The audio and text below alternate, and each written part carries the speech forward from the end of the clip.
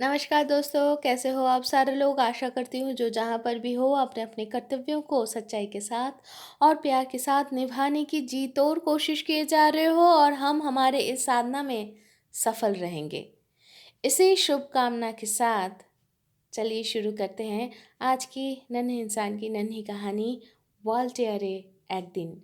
लेखिका श्रीमती बानी पात्रो। वॉल्टेयर में एक दिन। टाटा इस बार जो कहानी बोलने जा रही है वो कहानी किसी टूर का या भ्रमण कहानी की तरह नहीं है। मतलब इससे पहले जैसे वो बोली थी कही है वैसे जाने की तरह वैसी कहानी नहीं है। कुछ दिनों के लिए वे छुट्टी बिताने के लिए गई थी। बीए फाइनल की एग्ज़ाम हो गई थी और तब टाटा के पास खूब सारा समय थी तो इसीलिए इस समय में एक ही साथ पहाड़ समुंदर और हरियाली के एक सम्मेलन देखने के लिए टाटा टाटा की एक ग्रुप पूरा वहाँ पर विशाखापत्तनम है तो वहाँ के लिए नहीं, हावड़ा टू विशाखापत्तनम की जो ट्रेन है जो मेल है उसमें वो लोग चढ़ बैठे। तो ये टाटा की जो टोली थी उसमें कौन कौन थे चलिए जान लेते हैं।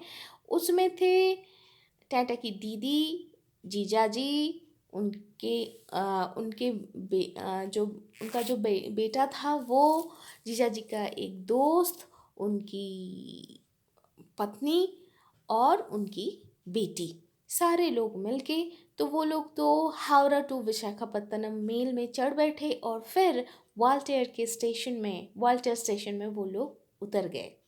इसके बाद जीजाजी की ही पहचान के एक व्यक्ति के घर पे वो लोग रहने के लिए चले गए।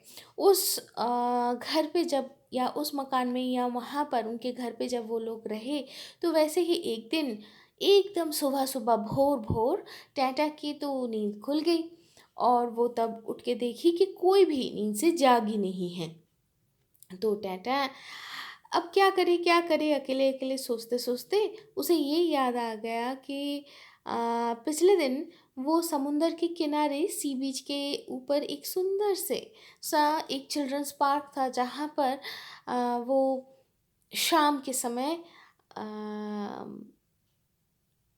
वो जो उसकी जो दीदी का लड़का और जीजा जी के जो दोस्त थे उनका जो बेटी थी उन दोनों के साथ वो खेली थी।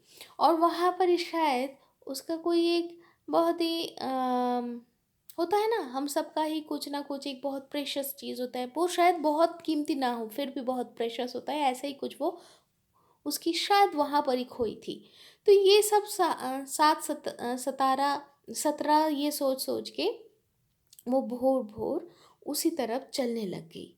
चलते चलते लगभग माइल सवा माइल या एक दो माइल या एक डेढ़ माइल होगा तो वो पहुंच गई वहाँ पर। वहाँ पर वो धीरे धीरे वैसे ये जो पार्क तक पहुँचने की जो यात्रा थी उसे बहुत पसंद आया। वो देखी कि कहीं पर कोई नहीं है और पूरा जो दिगंत है जो वो पूरा का पूरा पानी से भरा पड़ा है, समुंदर की पानी से, खुला आसमान है और भीगी हुई रेत है। उसके ऊपर से जब वो चल रही थी तो एक अलग सी अनुभव उसके अंदर छा रही थी और उसे मतलब उसे ये याद आ रही थी कि जब पहाड़ को काट कर जो सुरंग बनाया गया है उसके अंदर से जब ट्रेन चल रही थी एकदम अंधेरा था कैसे वो लग रहा था। ये अनुभव भी उस चलने के साथ उसको याद आया। ऐसे ही बहुत कुछ सोचते सोचते धीरे धीरे टाटा पार्क में पहुंच गई और अकेले अकेले ही पार्क में वो घूमने लग गई। भोर का रोशनी कब दिन के उजाले में तब्दील हो गया तो तो तब्दील हो गई तो टाटा वापसी का रास्ता पकड़ लिया। वापसी के समय टाटा समुंदर के तीर में बाली यानी कि रेत जो था जो सी बीच था उसके ऊपर कुछ लोगों को वो तब देख पाई। तो ऐसे ही धीरे धीरे वो वापस तो आ गई। तो आकर देखती है क्या, जीजा जी और सारे लोग उठ गए हैं। तो टैंटा को जीजा जी पूछे, तुम कहाँ गए थे? तो टैंटा बोली, कल शाम को जहाँ पर हम बच्चों को लेकर कर खेल रहे थे ना, वहाँ पर मैं गई थी। जीजा जी बोले, अरे तुम अकेले अकेले इतने दूर चले गए थे? टैंटा कही, हाँ, तुझे डर नहीं लगा? टैंटा बोली, तब तो ये याद ही नहीं था कि डरना है। फिर सोचा, फिर टैंटा सोची, हाँ शायद इतना दूर अकेले अकेले जाना उचित नहीं था। जीजा जी फिर बोले, आज हम लोग खान पान समाप्त करके नए एक जगह पे घूमने जाएंगे।